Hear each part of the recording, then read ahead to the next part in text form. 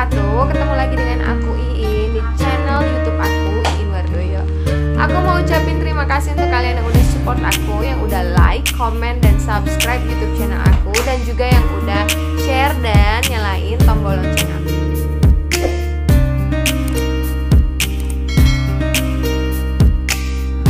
Oke guys, di video kali ini aku mau sharing pengalaman aku mengenai saat aku melahirkan secara sesar dan juga perawatan aku setelah melahirkan secara sesar. Langsung aja mungkin ya aku mulai sharingnya. Jadi waktu Kahar melahirkan anak kedua, karena kan aku anak pertama kan keguguran gitu kan. Jadi waktu melahirkan yang kedua waktu itu kan aku memang udah hamil besar dan mendekati hari perkiraan lahir. Dan waktu itu memang belum waktunya untuk melahirkan. Waktunya jadwal kontrol ya kan. Cuman aku memang udah persiapin untuk peralatan persalinan kalau tiba-tiba aku mules gitu. Jadi waktu aku kontrol itu, aku udah bawa perlengkapan melahirkan aku gitu kan, dalam mobil karena perlengkapannya selalu dalam mobil kan. Terus tiba-tiba pada saat CTG kan, waktu itu aku pemeriksaan CTG itu detak jantung bayi. Dan pada saat CTG itu detak jantung anak aku itu kurvanya tuh, grafiknya tuh nggak yang banyak gitu kan. Biasanya kalau CTG itu kan grafiknya banyak gitu kan, terus naik gitu. Nah tapi kalau waktu si kala itu CTG-nya tuh grafiknya tuh bener-bener slow banget, dan suaranya pada waktu CTG itu kan bunyi biasanya bunyi duduk gitu kan, bunyi detak jantungnya gitu kan biasanya kencang gitu ya. Tapi dia tuh bener-bener slow banget sehingga grafiknya tuh pelan dan juga turun gitu. Sampai akhirnya waktu itu perawatnya agak khawatir dan langsung telepon dokter yang biasa aku periksa gitu, dokter Obgyn yang biasa memegang aku gitu kan, periksa aku. Perawat itu langsung gerak cepat, dia langsung hubungin Obgyn aku langsung datang ke ruangan CTG dan dia bilang sepertinya ini harus segera dioperasi ya Bu, karena lihat ini grafiknya turun, ini takut membahayakan babynya. Dokternya waktu itu bilang seperti itu. Aku sama suami tanpa berpikir panjang gitu ya udah gitu, karena memang waktu sebelumnya waktu itu dokternya itu udah bilang kalau anak aku itu kelilit tali pusat gitu. Akhirnya jadi ini enggak biasanya kalau mau operasi sesar itu kan ada puasa gitu ya. Tapi karena kondisi aku seperti itu, aku benar-benar nggak ada jeda waktu. Jadi aku abis dari ruang CTG langsung ganti pakaian operasi, langsung siap-siap operasi. Jadi dan dokternya juga bilang ini nggak pakai nunggu lama lagi ya Bu, ini langsung dioperasi seperti itu. Dan pada saat itu berapa menit doang gitu dari ruang CTG aku ganti baju, berapa menit kemudian aku langsung masuk ke ruang operasi sama dokter gitu kan. Dan aku nggak ditemani, nggak boleh masuk suami aku.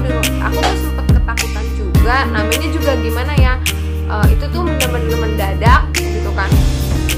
Terus akhirnya padahal aku waktu itu memang ngarepin bisa lahiran secara normal gitu kan. Langsung Obgynnya datang, anestesinya datang, perawat-perawatnya datang, langsung oke Bu, kita mau mulai melakukan operasi gitu kan. Terus udah kan aku disuntik dulu kan di tulang belakang sini, itu bius lokalnya itu aku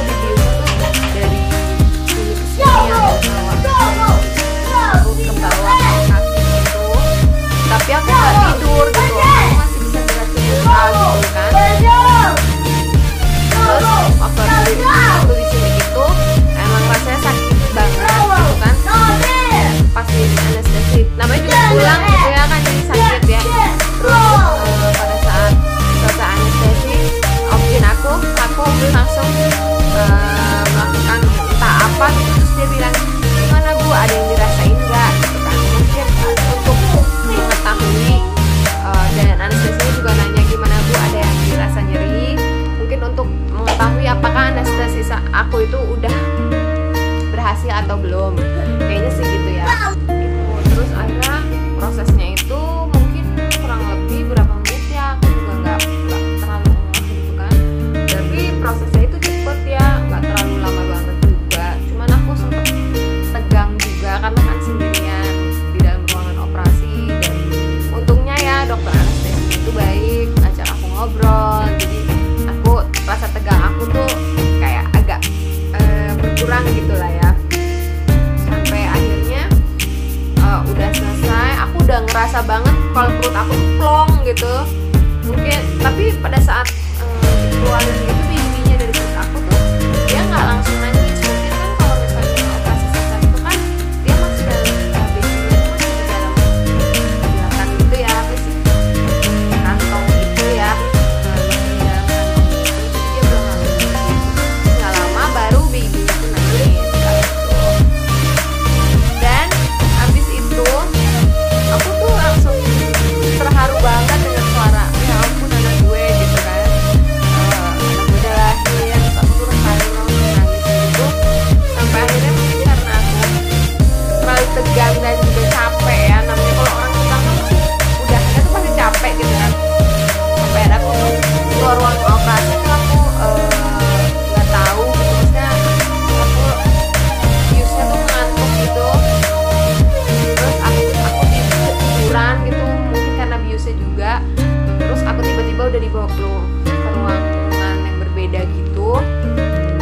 Baru akhirnya aku ketemulah sama bibi aku sebentar, terus IUD sebentar, abis itu babynya diobservasi kan sama dokter anaknya gitu. Oke, singkat cerita, abis operasi sesar itu kan balik ke rumah ya. Jadi aku sekitar 3 hari 2 malam di rumah sakit. Balik ke rumah. Jadi waktu 1 hari setelah melahirkan itu, setelah operasi sesar itu, kita udah disuruh untuk di rumah sakit. Aku tuh udah disuruh untuk belajar berjalan, belajar berdiri, belajar bangun dari tempat tidur pelan-pelan gitu kan. Karena emang setelah operasi itu yang sakit banget itu justru saat anestesinya itu hilang gitu. Jadi setelah anestesinya hilang itu tulang belakang itu rasanya sakit banget, bener-bener sakitnya luar biasa. Terus belum lagi perut itu rasanya perih kan, maksudnya yang bekasnya sayap itu 7 lapis itu sayap itu bener-bener perih banget. Namanya juga bius baru banget hilang, tapi kita udah dibolehin untuk belajar jalan. Akhirnya singkat cerita aku balik ke rumah. Perawatan pada saat setelah melahirkan secara sesar itu sih biasa aja ya. Aku cuma tetap ya itu harus banyak berjalan supaya apa, mulai kuat gitu tulang-tulangnya. Anestesinya itu juga mulai berasanya tuh mulai berkurang, jadi aku harus belajar jalan, belajar ke toilet sendiri gitu kan. Dan apa namanya, emang waktu pas sampai rumah itu kan kita menyusui gitu ya, dan itu bener-bener sakitnya banget luar biasa tuh tulang belakang. Setelah anestesi itu bener-bener sakit banget, padahal itu udah hari keempat atau kelima itu bener-bener masih sakit gitu ya. Menurut aku itu lebih sakit anestesi dibandingin sayatannya. Dan abis itu perawatannya itu kita diminta untuk sering-sering konsumsi telur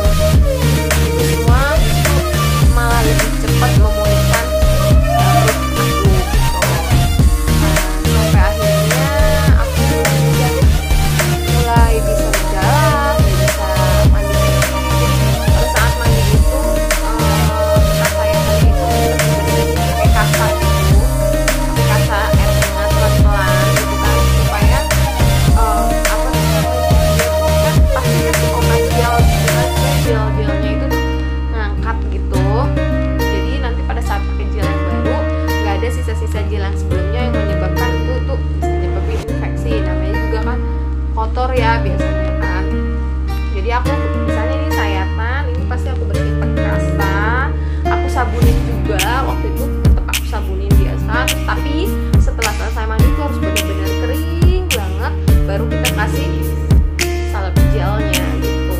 Dan pada saat itu aku juga pakai gurita, dan aku pakai apa sih, bukan gurita sih, kayak kemben gitu ya, yang modelnya tuh tempelan gitu. Dan itu harus bener-bener melindungi bagian yang kena itunya, yang kena sayatan operasinya. Jadi saya ini sayatannya, jadi ini kombennya tuh bener-bener lengkap gitu loh, kayak dan itu menurut aku lebih enak pakai kemben sih dibandingin nggak pakai kemben. Kalau proses pemulihannya sendiri aku lumayan cepet ya, 30 berapa hari ya, 2 minggu udah oke semuanya, alhamdulillah. Waktu itu udah bisa aktivitas biasa, kita bisa langsung pelan-pelan karena kita nggak tahu ya dalamnya seperti apa, mungkin luarnya udah kering tapi di dalam sayatan dalam-dalamnya kita nggak tahu gitu kan. Jadi aku nggak boleh angkat berat, terus aku nggak boleh terlalu lelah, nggak boleh stres, terus juga nggak boleh gendong-gendong dulu anak aku. Kalau baby boleh, kalau gendong terlalu besar itu nggak boleh, angkat berat nggak boleh gitu kan. Terus jalan juga harus agak pelan-pelan gitu ya, supaya aman-aman aja. 2 minggu udah oke. Akhirnya aku 30 hari itu udah oke, udah bisa aktivitas sendiri. Terus 40 hari itu aku udah bisa masak dan ngelakuin aktivitas normal gitu, maksudnya bisa masak, bisa ngurus anak sendiri, dan ya udah, alhamdulillah akhirnya waktu itu udah sembuh. Dan sampai saat ini alhamdulillah nggak ada kendala apa-apa ya. Cuman kalau ini kan udah mau 4 tahunnya aku dari sesar itu, cuman kendalanya kalau kecapean aja dia suka nyeri gitu kan. Kalau kita angkat terlalu banyak beban berat itu juga nyeri. Jadi emang bedanya gitu ya, kalau perbedaan naikkan secara sesar sama secara normal. Mungkin kalau normal setelah awal pas naikkannya lagi sakit, setelahnya dia oke aja. Tapi kalau sesar tuh udah bener-bener sakit sih kalau menurut aku ya. Tapi aku belum tahu naikkan secara normal seperti apa sakitnya pada saat sampai sekarang, sampai umur anak aku 4 tahun, nyerinya itu masih tetap terasa gitu. Jadi kalau ada yang udah bisa lihat karena menikah secara sesar sebelumnya, mungkin mereka belum tahu aja gimana rasanya melahirkan secara sesar sampai bertahun-tahun setelah melahirkan secara sesar juga. Jadi kalian nggak usah terlalu pikirin hal atau omongan-omongan seperti itu. Oke guys, kayaknya itu aja yang mau aku share mengenai operasi sesar yang aku jalanin.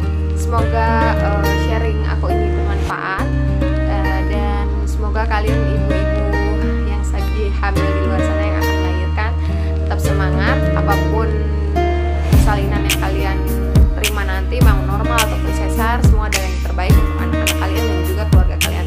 Thank you so much for watching.